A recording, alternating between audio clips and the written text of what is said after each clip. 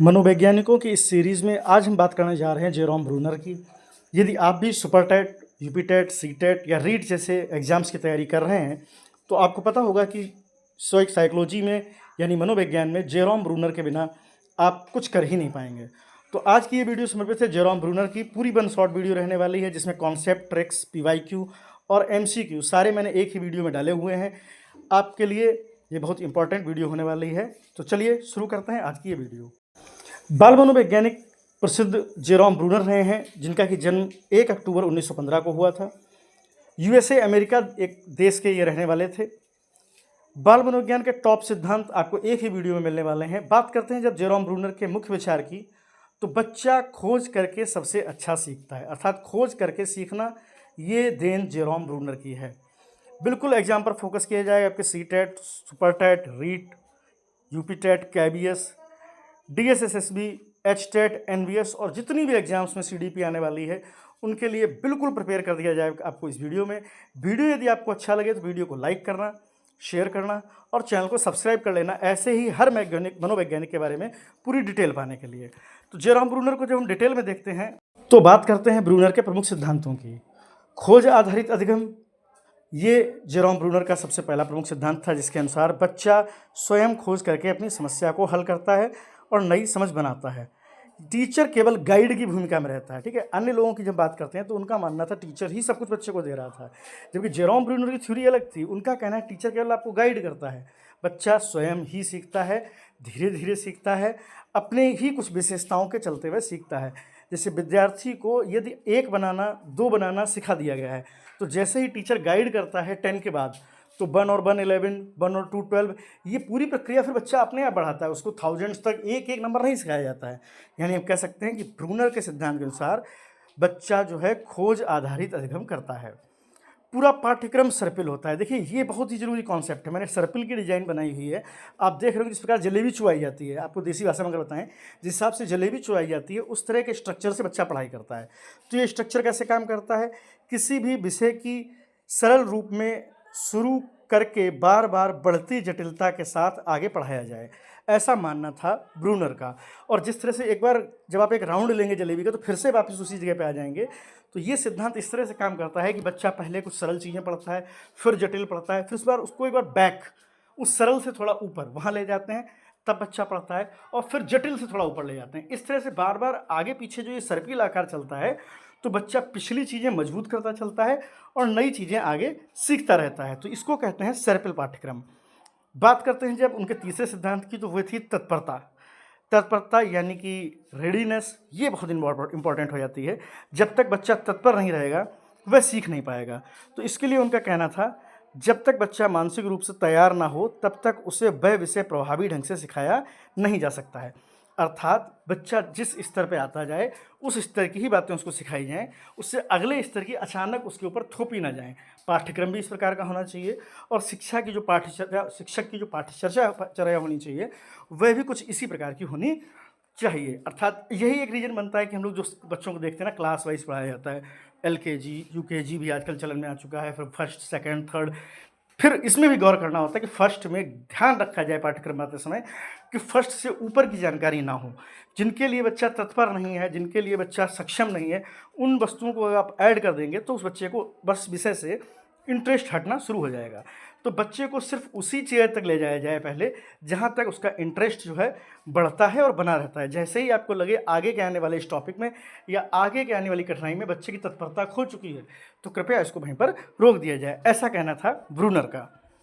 हमारा पूरा प्रयास है कि CDP को आपके लिए सरल प्रकार से रखा जाए, CDP को एक बोझ जैसा विषय न बनाया जाए। बात करते हैं ब्रूनर की, तो ब्रूनर आगे कहते थे प्रतिनिधित्व के 3 रूप हैं, यानी इन्होंने रिप्रेजेंटेशन के 3 तरीके बताए थे। पहला क्रियात्मक, जिसमें करके सीखा जाता है। दूसरा चित्रात्मक, जिसमें चित्रों के द्वारा सीखा जाता है। और तीसरा है प्रतीकात्मक, जहाँ कुछ प्रतीकों के आधार पर या सिंबल के आधार पर सीखा जाता है। और इन सबको इन्होंने एक बढ़ते हुए क्रम में लिखा हुआ है। जैसे सबसे पहला काम होता है क्रियात्मक। इस समय बच्चा जो है वस्तुओं के साथ प्रतिक्रिया या प्रत्यक्ष रूप से सामने बैठकर कुछ करना सीखता है। उदाहरण, बच्चे खिलौनों से खेलकर आकार को समझना पहले सीखते हैं। जैसे आपने उसको एक क्यूब दे दिया या पासा दे दिया, अब आप उसको बताएंगे बेटा ये डिज़ाइन पासा होती है, तो पहले हाथ में पूरा 3D ऑब्जेक्ट आना चाहिए, उस हिसाब से बच्चा सीखता है। वहीं जबकि अगली स्टेप की बात करते हैं तो चित्रात्मक बच्चे को चित्र पर्याप्त होता है समझने के लिए। बच्चा भी बड़ा हो चुका है, उसकी समझ बढ़ चुकी है। अब आप पासे का यदि चित्र भी बना देते हैं 2D में, अर्थात कोई आपके पास पेज है या श्यामपट्ट है, वहाँ पर यदि आपने पासे का चित्र भी बनाया है तो बच्चा उसे समझने के स्तर पर आ जाता है। जैसे सेब का चित्र बना सकते हैं आप, किसी भी फल का चित्र बना सकते हैं, और अब बच्चा चित्रात्मक रूप से सीखना शुरू करता है। फिर उसके आगे जो स्टेप आता है, जो हम लोगों की मूलभूत लाइफ में पाए नहीं जाते हैं, जिनको केवल हम सिंबॉलिक रूप से रिप्रेजेंट करते हैं, लाइक दे 2 और 3।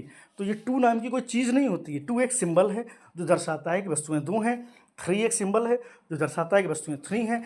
जब हम 2 में 3 को ऐड कर रहे हैं और बच्चा 5 को पा रहा है, अर्थात अल्फ़ाबेट्स, नंबर्स, इन सारी चीज़ों के साथ वो एक्टिविटी करने के लिए तैयार हो चुका होता है। तो ये 3 स्टेप होते हैं रिप्रेजेंटेशन के। इनको याद करने के लिए एक ट्रिक है EIS, जिसमें ई का पर्याय जो है वो एनएक्टिव होना है, अर्थात करके देखना। आई का अर्थ आइकॉनिक है, यानी देख कर समझना। एस का अर्थ जो है आपका सिंबॉलिक है, यानी अब वह शब्द या चिन्हों का भी प्रयोग कर सकता है।